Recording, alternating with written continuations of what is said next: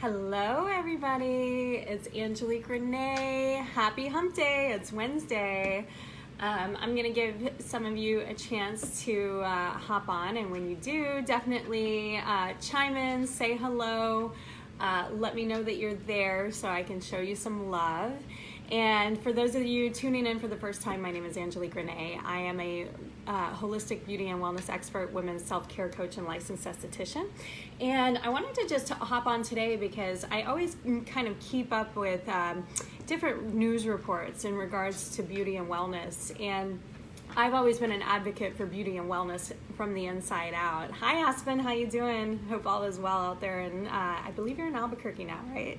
So I'm jealous over all the pictures of all the green chili that everybody's posting right now. So, but yeah, being here in Florida, I live in a world where you see a lot of aesthetic procedures. And it was something that was a little different from where I grew up from originally. Once I moved to Florida, seeing the amount of plastic surgery and aesthetics and things like that, which were a little bit different from what I was used to being born in the Midwest and raised in the Southwest.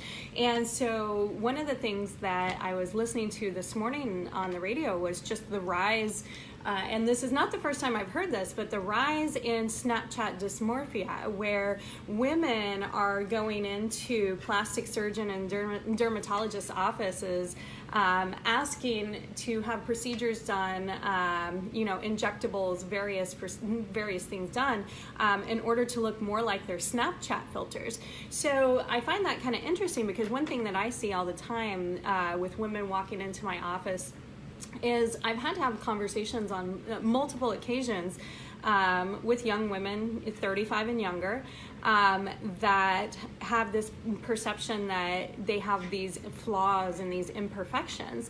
And some of the women that I've spoken to are pretty impeccable, and it's really concerning sometimes because when I have somebody that, just gets a pimple around their menstrual cycle, or they, maybe have dry skin because they've been traveling and their skin's a little out of balance because of the change in climate, and they're so worried and so concerned about, why is my skin so bad? I look so horrible. I look so terrible. And, we're so very hard on ourselves. And I've had instances where as young as 19 years old, I've had somebody walk into my office and she's vegan. She's pretty flawless. I mean, it just stays out of the sun, does all the right things, and really gets upset over having one blemish every month. And and then I have to let her know and just reinforce you're doing all the right things. And what's even more concerning is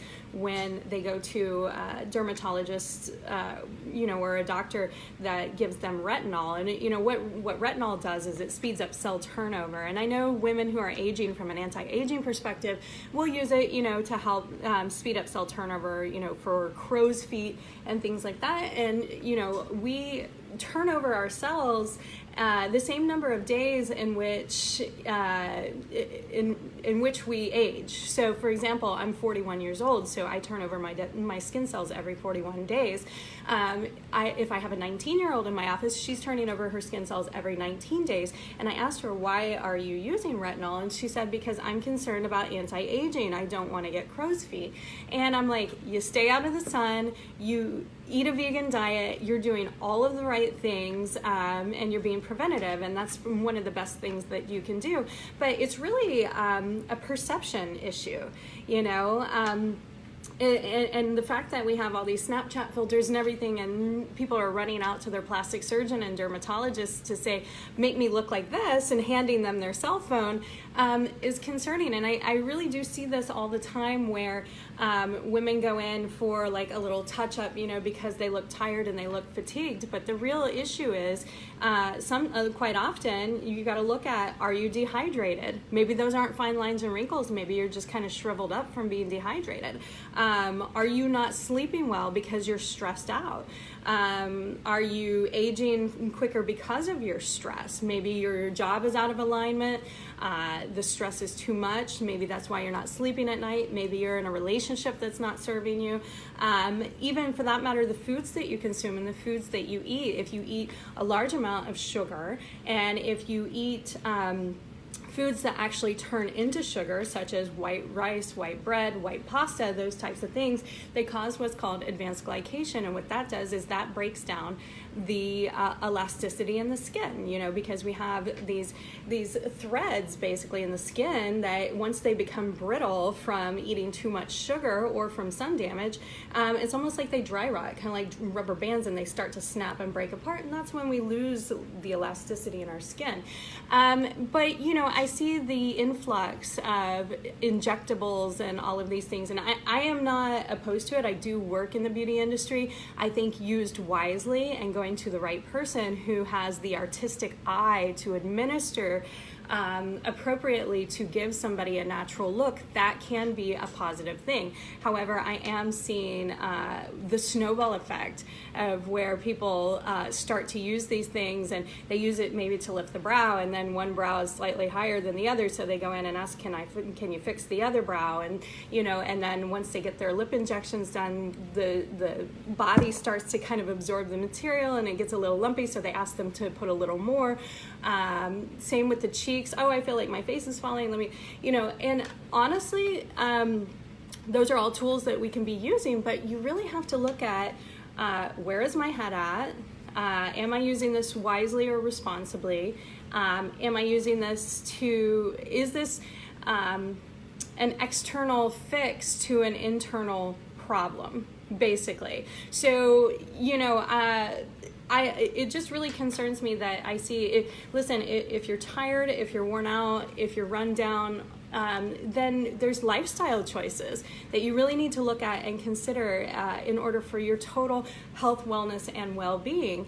And if you feel tired when you wake up in the morning and you're dragging, you need to consider not only your stress level, but are you eating late at night before you go to bed? What types of foods are you eating? Are you eating sugars? Because I'm going to tell you right now, I'm so sensitive to sugar. If I eat sugar late at night and I wake up the next morning, I feel like I've been hit by a truck. I just drag to get out of bed. The other thing too is that if you don't love your job, if you are stressed out and you do not love your job, I don't care who you are, you're going to drag to get out of bed in the morning. And you're going to be tired. It is going to be an energetic suck.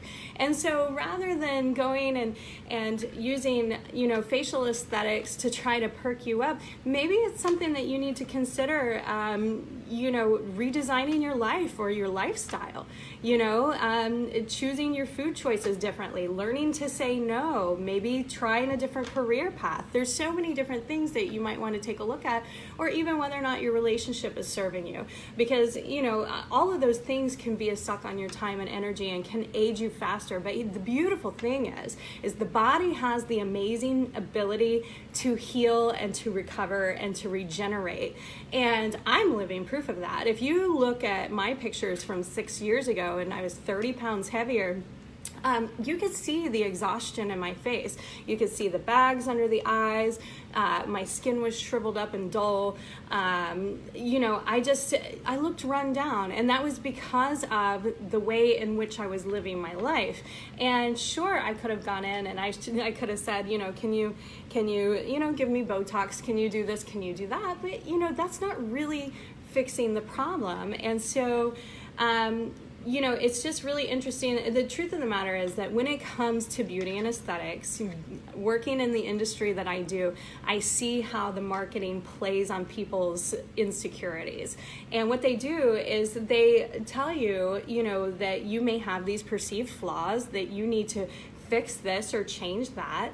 And I've had cases even when I was working as a makeup artist where I would have a bride that would come sit in my chair that's in her early 20s and maybe a little over 100 pounds, and she would ask, can you highlight and contour? And I'm like, oh my gosh, if I contour you, you're gonna look so chiseled. You know, as women, we're soft and we're round and we're feminine, and if you're only 100 pounds and you're asking me to chisel your face, like, it's going to look gaunt, it's going to look emaciated, you know. And I had a young lady one time that was 17. She was getting ready to graduate, and had these big, beautiful blue eyes, and she had this round face with this beautiful porcelain complexion, beautiful full lips. And she's sitting in my chair and she's like, this face, I don't know what to do with this face. She's like, can you contour? And I'm like, do you know how many people in Asia run to the plastic surgeon to have their eyes, you know, cut to like actually round them out, you know, and people that wear colored contact lenses or have to get lip injections to have the beautiful natural pout that you already have. And it's just so interesting that we just have such a hard time loving ourselves and embracing our natural beauty and our God-given, you know, what we may perceive as a flaw may be our own unique identifying characteristic, something that sets us apart from the norm. I think Jennifer Grey from Dirty Dancing was the perfect example of that, how she had a unique look. She went out, she had a rhinoplasty, got her nose done, and then she had a hard time working after that because she looked average, you know, she looked like a normal person. And she even, I've seen her in interviews say how much she regretted it because that unique identifying characteristic was no longer there. Therefore, she didn't stand out from the status quo any longer. And, you know, I see often, even in Hollywood now, there's a lot of women like Shanna Moakler or Megan Fox that were absolutely adorable and beautiful to begin with, and now you see how chiseled they are because they've had cheek implants and chin implants, and some of them, you know, look pulled tight, and you're like, why? You know, these girls are in their early 30s, and you know, and they're being sold on the fact that it's preventative or that this is the idea of beauty, and there is a point of no return once you start doing all that stuff to where you can't backtrack to actually try to look natural again, you know. So it's one thing to have a little tune-up, you know, but it's another where it kind of snowballs. And I've seen where women go in and they'll spend, you know, $350 on their first set of Botox injections, but then next thing you know, because like I said, maybe something's not symmetrical, they're wanting to fix this and it's taking a little more, and they've got to put a little bit more extra of that because it's going to take more material because now the skin has been stretched, and next thing you know, they're checking out with a $1,200 tab, you know. And my question is, where does it end? You know, where does it end, and when are you going to be happy and comfortable with yourself and love yourself? You know, I used to work in corporate sales, and I used to see so many beautiful women that were just dressed to the nines, head to toe, had everything in order, but, you know, behind those designer sunglasses, they were exhausted, like just utterly exhausted. They were cranky, they were moody, they were stressed, they were reactive, and unfortunately at one point I became that woman, you know, and I on many occasions I was like, this is not who I want to be, this is not how I want to live my life. And so piece by piece, you know, I just started shifting things around and moving things around and redesigning my life to a point where now I feel better than I have in years. You know, at 41, I feel better than I did at 35. You know, I remember looking in the mirror and saying, I am too young to feel this old. Why is everything so overwhelming, and why is everything so stressful? Why, you know, I was just carrying the weight of the world on my shoulders. And so that's where, you know, I just say we do also need to not only be gentle on ourselves, you know, if you look back at old Hollywood, you remember how there was like Elizabeth Taylor, Sophia Loren, Marilyn Monroe, Audrey Hepburn. Not a single one of them looked like the other person. They were all unique individuals. And what's interesting to me is now I follow some of the makeup artists on Instagram and even some of the Hollywood stars that are out there now.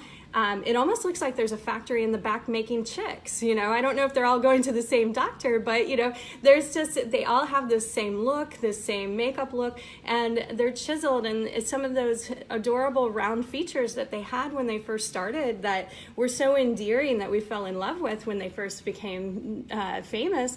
Now they've changed them, and they look so distinctly different from when they first started. I was watching a movie the other day where even Sandra Bullock looks a little different now, and she's always been quirky and cute. And so just all of that pressure that we put on ourselves just to maintain youth rather than focusing on aging gracefully. And aging gracefully is so much of a lifestyle choice. I've even seen it where I have a mentor that she's 71 years old. She actually looks younger today than she did 3 years ago because through dietary changes, intermittent fasting, there's so many different things that she's done that, she's slimmed down, her energy's up, she's sharp, she's clear, she's happy. Sometimes just even your food choices, just energetically, she's lighter. She has more vibrance, more vitality. I mean, what good is longevity if you don't have vitality, right? So I would just say if you are going to pursue, again, I work in the beauty industry, so I am not opposed to beauty treatments and advanced aesthetics, but the bigger concern is whether or not it's being used to patch an inner problem or fix an inner problem. Because if you're not happy with yourself, if you're not happy with your life, if you're not happy with your relationship, if you're engaging in self-sabotaging behaviors to where that you're sneaking and eating foods that you shouldn't, or maybe drinking or smoking if you shouldn't, and that's not the most loving thing that you could possibly do for your soul, for your mind, or for your body, then you really have to evaluate at a soul level, where is this perception stemming from?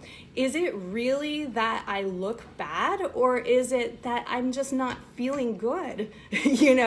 And once you go and you spend the money and you do those things, is it really going to make you feel better? Is it really going to fix the problem? Or is it going to create a snowball effect to where you continue to invest and invest and invest in these exterior things, yet on the inside you haven't made that shift, to nurture and love yourself, And so I would just invite you, if you look into that stuff, if you're thinking about that stuff, just remember, do it with the intention of really, feeling better about yourself, not trying to mask or cover up the fact that, your life is completely tipped out of balance, and that, the wrinkles in your face aren't being caused because you're working some soul-sucking career or part of some toxic relationship that is just really dragging you down and wearing you out.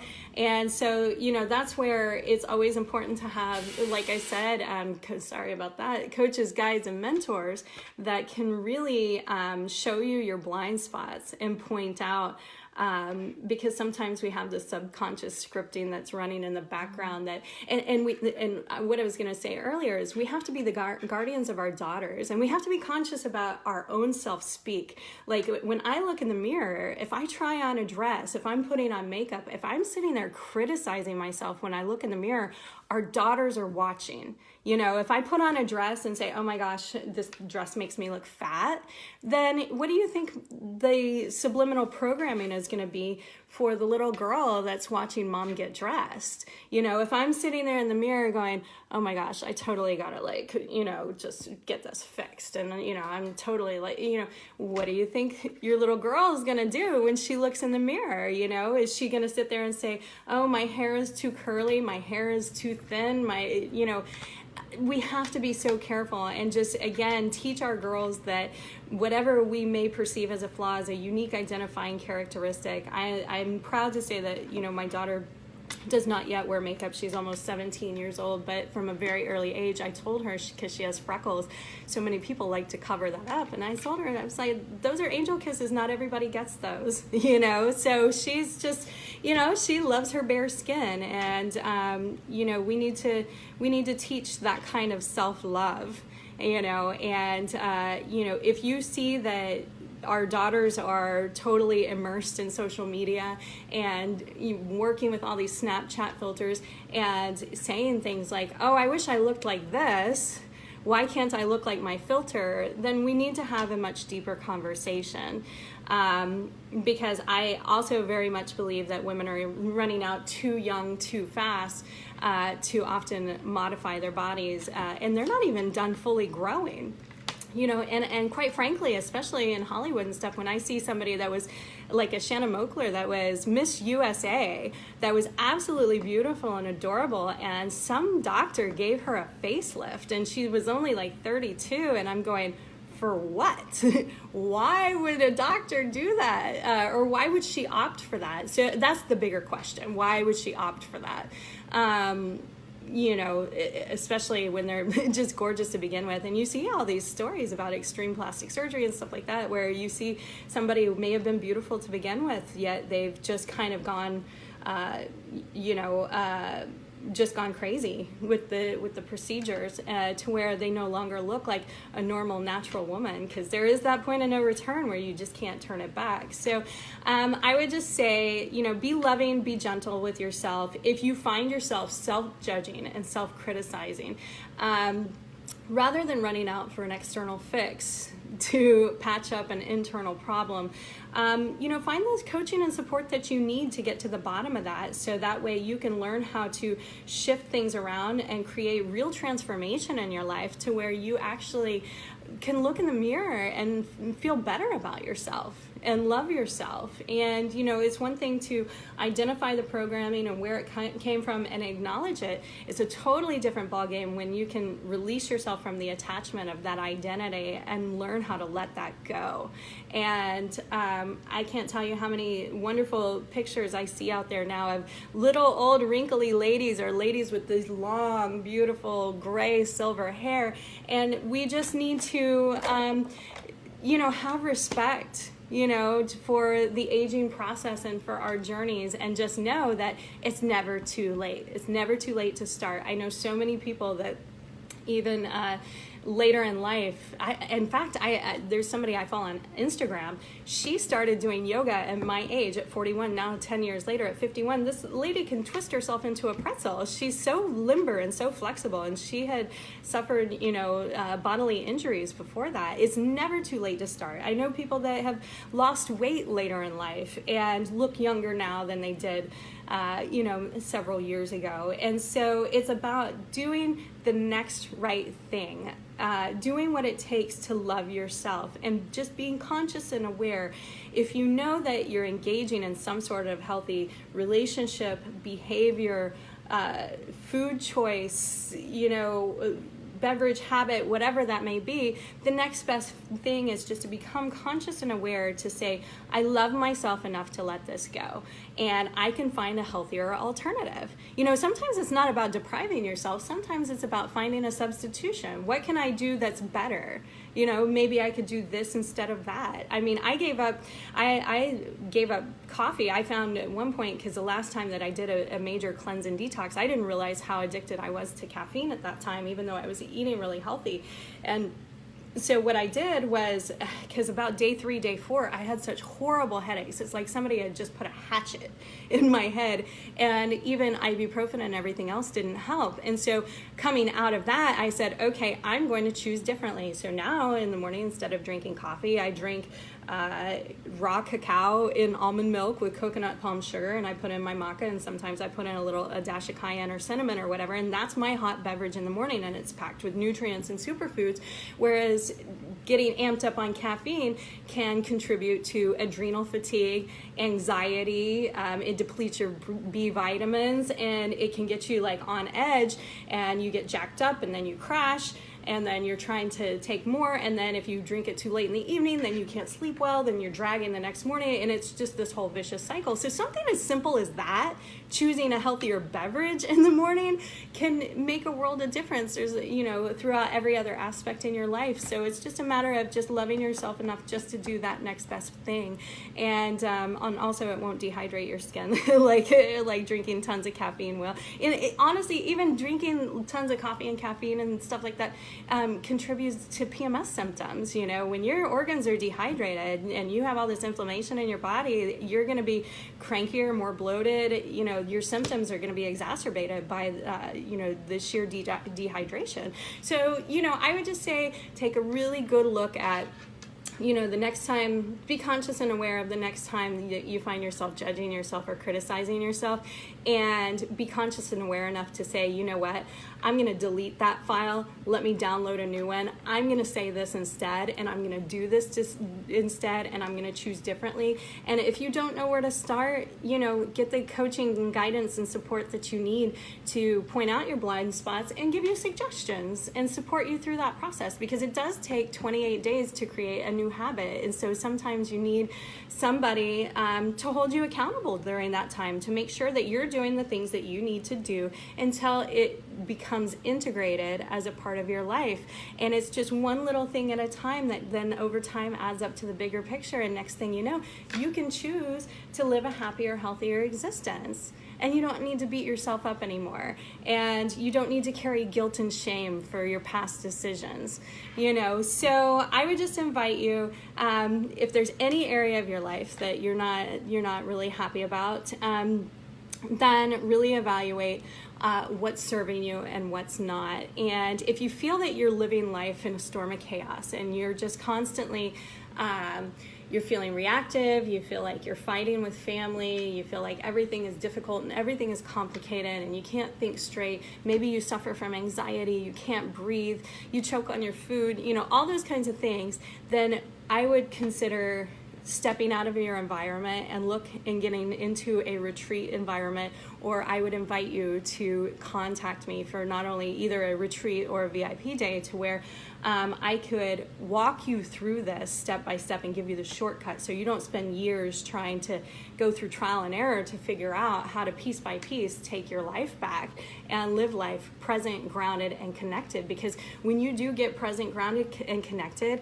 and you love yourself, and let me tell you, there's nothing sexier than a woman that is confident and can take a compliment. I mean, how many times does somebody say, you look beautiful today, and you're like, oh, this old dress, or oh, no, we should receive that.